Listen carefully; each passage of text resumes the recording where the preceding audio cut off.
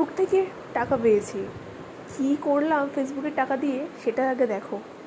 তার জন্য লাগবে কাবলি ছোলাকে সেদ্ধ করে বা ভিজিয়েও রাখতে পারেন অনেক বেশিক্ষণ, 5 ঘন্টা মতন।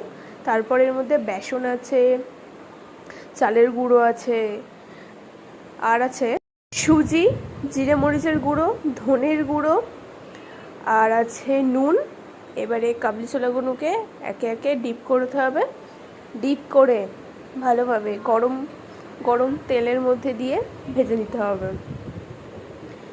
আর এই ওয়েদারে, বৃষ্টির মধ্যে আর এরম পাকোড়া, মারাত্মক একটা জিনিস।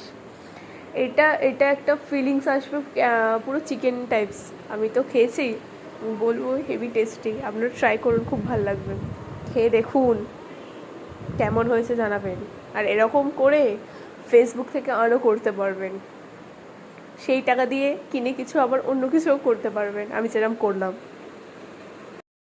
পরে চাট মশলার গুঁড়ো,